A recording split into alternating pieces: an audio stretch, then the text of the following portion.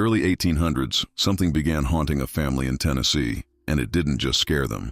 According to those who experienced it, it spoke, it attacked, and eventually, it killed. The story begins in 1817 on a quiet farm owned by John Bell. One evening, while walking near his fields, he noticed something strange moving in the distance.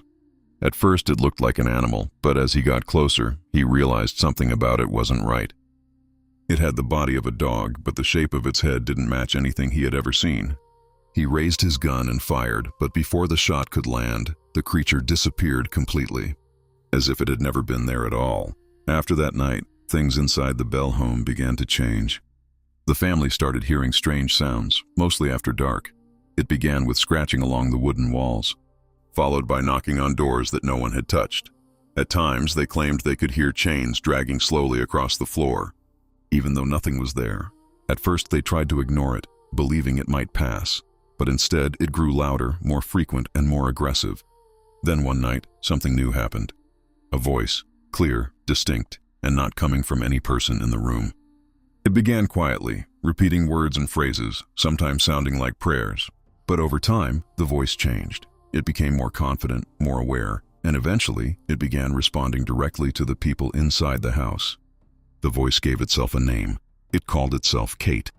And once it began speaking freely, the situation inside the Bell home became far more disturbing. The entity began to focus on one person in particular, Betsy Bell, the youngest daughter. She claimed she was being physically attacked. She described being slapped, scratched, and even pulled from her bed. Witnesses who visited the home later said they saw things they could not explain. Some claimed they saw Betsy's body move as if something invisible was holding her. Others said they heard the voice speaking clearly, answering questions, and even mocking those who tried to challenge it. As the story spread, more people began to visit the Bell property, hoping to witness the phenomenon for themselves. Among them, according to local accounts, was Andrew Jackson. At the time, he was already a well-known military figure. He reportedly traveled to the Bell farm with a group of men.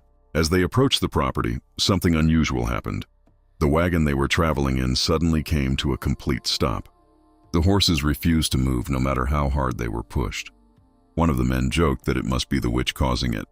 Almost immediately, a voice answered from the darkness, "I will see you tonight." That night, members of Jackson's group claimed they experienced something they could not explain. Some said they were physically struck. Others claimed they were pulled from their beds while they slept. Even Jackson himself was reportedly shaken by what he witnessed. But the most disturbing part of the story had yet to happen. Over time, John Bell's health began to decline. He complained of a strange sensation in his throat, as if something was tightening around it. His voice became weak, and his body slowly grew more fragile.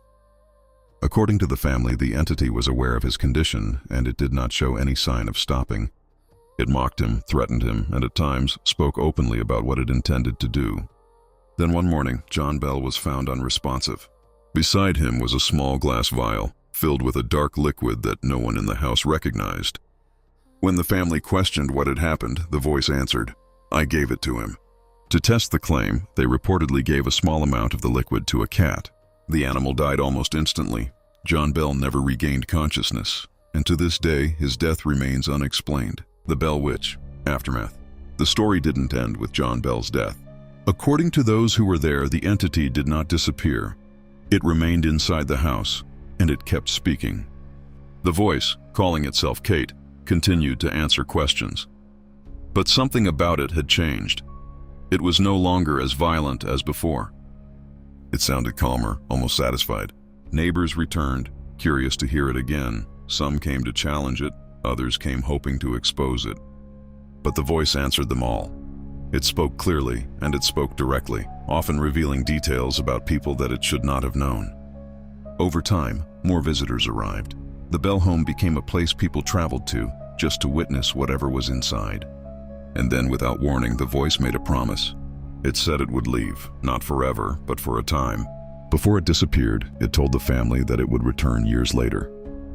For a while, the house grew quiet, but according to some accounts, the silence didn't last. Years later, members of the Bell family claimed the voice returned. It was quieter this time, less aggressive, but still present, still aware. Even now, the story hasn't faded. People who visit the Bell Witch Cave in Tennessee report strange experiences. Unexplained sounds, sudden cold air, a feeling that something is watching, even when no one is there. There has never been a clear explanation, no evidence that fully proves it, but no explanation that fully dismisses it either. So maybe the question isn't whether the Bell Witch was real. Maybe the question is, if something was there once, did it ever actually leave?